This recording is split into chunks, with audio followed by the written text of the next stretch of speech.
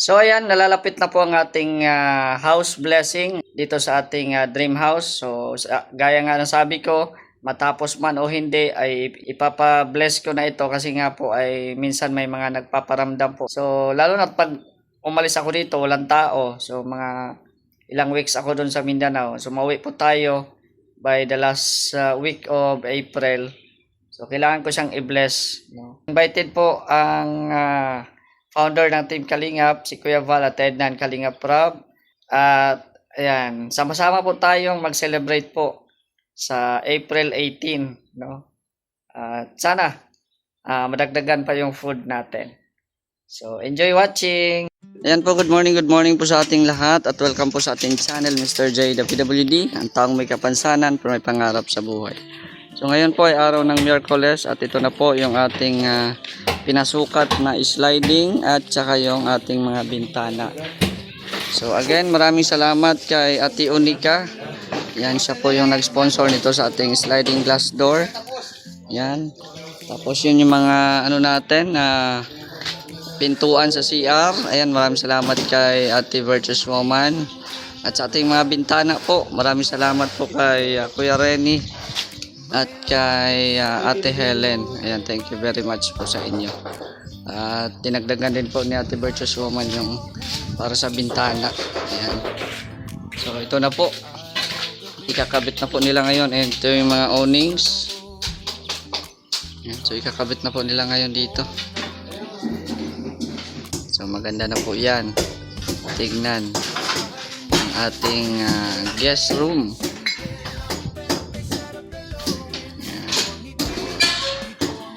Ito yung sa ating sliding glass door.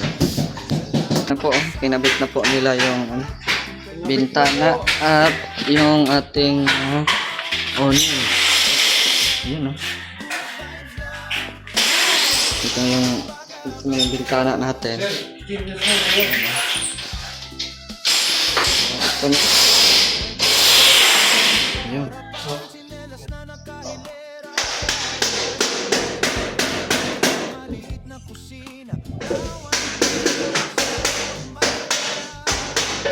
So dito po nagsimula na po mag-tiles. Ayan.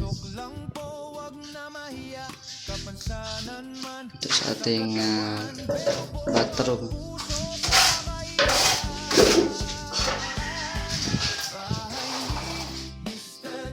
So ayan na, nilagyan na po ng sealant para di papasok yung tubig. Ayan, ito yung dalawang awnings natin. Tapos ito, nalagyan na din po ng sealant ito.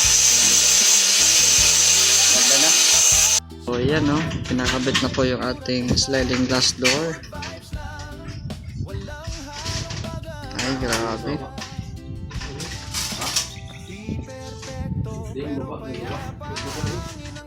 Yan, no.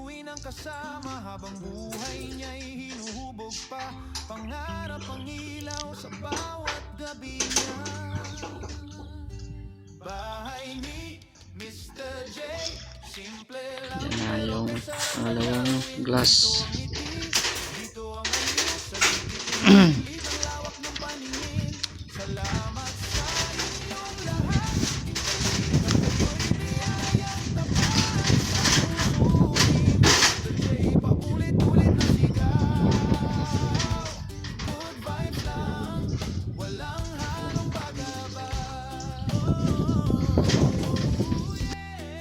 Yan, oh, nakabit na, oh. So nilalagyan na po ng sealant.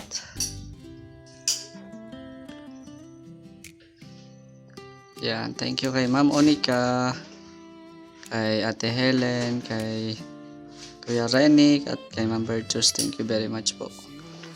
Yung pintuan sa CR ay hindi mo na makakabit ngayon kasi nga nagtrabaho pa po sa loob. Loob ng CR, nagta-tiles pa.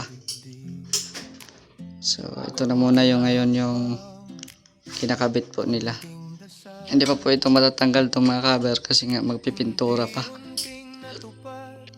Mamaya na yan tanggalin pag tapos na ang pintura. Ano pa Chen? Okay na?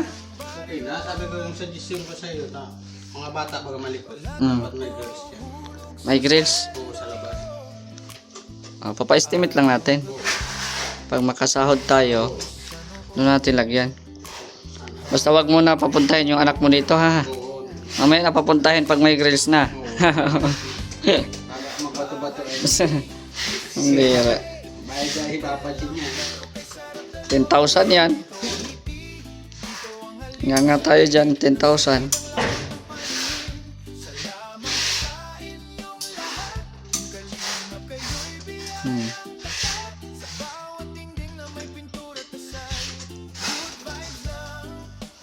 Yan na lang, pintuan na lang ang kulang. Ito kukunin man ito. Mamaya kukunin ito mamaya. Para wala na siyang pintuan dito sa ating dirty kitchen. So ayan, ito na po yung ating update sa ating guest room. Ayan, napakaganda na po.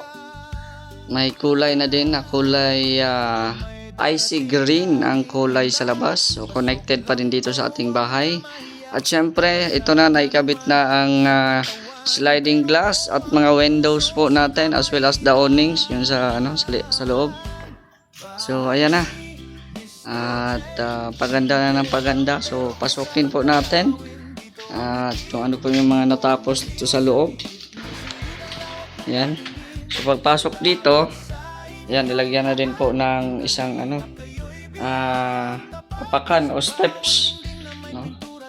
Para may hagdan po dito. At yan, ito naman yung isusunod natin, ang ipa-tiles. Kasama na rin po dito. At ito nga, yung dito sa ating pintuan. Yan, pa natin to. Papalakihan kasi medyo maliit lang po yung gap nila. Yung pintuan natin is 70 by 210. So ayan, medyo maliit. Tapos ito na po yung tiles sa ating loob. Yan, so matigas na po ito. So ito na po yung tiles natin sa loob. At yan na din po yung ating mga awnings, no? Again, salamat po kay Ate Helen, kay Kuya Rene, kay Ma'am Virtuous Woman. Ayan, thank you very much po. At kay Ate Onika. Ayan, maraming salamat po sa pa-sliding door. At yung dito, yung pintuan dito sa CR hindi pa nakabit, andun pa Ayan, kasi nga po ay magta-tiles pa po dito. So ayan, pasukin natin. Handa na ba po kayo? Kung ano na yung update dito sa CR. So dito na side, hindi pa siya na simula na mag-tiles. Pero pasukin natin kung ano na yung mga natapos dito sa loob. At ito na, 1, 2, 3. Ay grabe. Ang ganda na. Ganda na guys. May echo-echo na yung ating boses. So ito po yung napili natin na design po dito sa ating CR. So yan pa lang po yung natapos, dalawang area. So dito naman bukas at saka yung dito sa dito sa area na ito. Yan, tapos flooring na naman, di ba? So ayan, ang ganda Ang ganda ng combination. Yan po. So ito po yung ating update sa ating ngayon, dream house. Ayan. So shoutout po sa inyong lahat. At dito tayo, ikot tayo. Nagpalagay din po tayo dito ng faucets, no, kasi para magdilig-dilig po ng ating mga halaman. Hindi na ako mahirapan na magkuha ng tubig. Yan paiano mo lang. Ayan, malakas ng tubig guys. Diba? May tubig na po tayo. At yun nga, ito po dito ay napinturahan na po ni Papa Chin. Nalagyan na din po ng ng mga edging, pero hindi pa po yan final ha. Hindi na straight ni Papa Chin. Papa Chin, balikan mo to bukas. Di ba? So babalikan pa yan bukas. Ayan, so dito tayo sa likod. Ang ating likod ay napinturahan na din po. Ayan, pinturahan na din, as well as dito sa likuran din napinturahan na din. Ayun. Pinturahan na din po dito. Ayan na. Tapos ayan, set up na din po yung ating patubig. Kaya meron na tayong patubig sa loob. No? Hindi na tayo mahirapan na mag-igib. So pag tingnan natin sa labas, grabe. Napakalaki ng bahay ni Mr. J. Pag tinignan po natin sa labas, yan. Diba?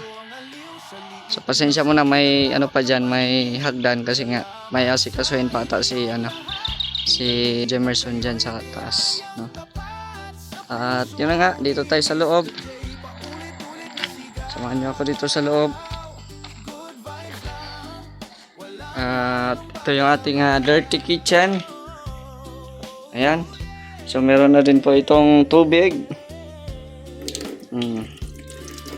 Yan, meron din po yung tubig, guys.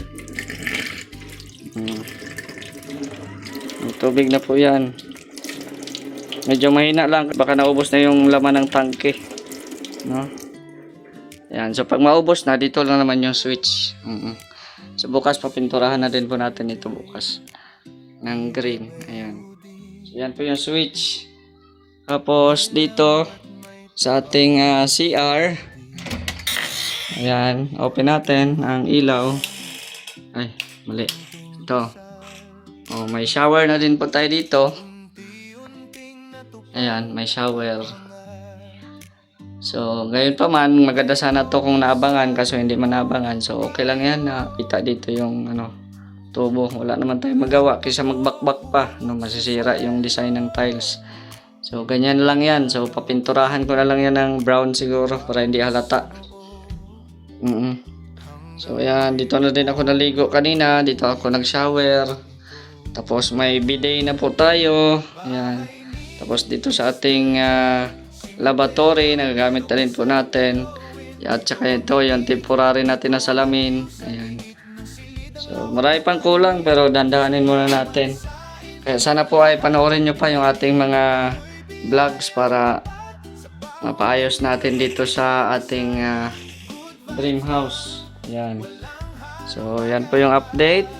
Tapos dito sa loob, yung ating kitchen dito, siyempre meron na din po yung meron na din po itong tubig. Di ba? Hindi makalakasan pero nakakaano na din, nakakahugas na rin. Diba? Ito yung natin, maganda na at may tubig na. So ayan po ang ating update po dito sa ating bahay. At yun na nga, nakikita nyo na po yung kagandahan ng ating guest room. May mga tiles na po, may mga bintana na, at syempre yung sliding glass door. Kaya maraming salamat sa mga sumusuporta, tumutulong sa akin. Thank you very much kay Ate Onika, kay Ate Virtuous Woman, kay Ate Helen, kay Kuya Renny, at sa lahat pa ng tumulong sa akin at tutulong pa. Maraming salamat po sa inyong lahat. So hanggang dito muna ang update. Maraming salamat sa inyong panonood. Huwag kalimutan suportahan ang Team Kalingap sa pangunguna ni Kuya Val at Edna Kalingap Rab. Siyempre, ang inyong lingkod, Mr. J, the PWD. Ang taong may kapansanan, pero may pangarap sa buhay. Sana supportahan nyo din po. So, God bless and thank you so much for watching.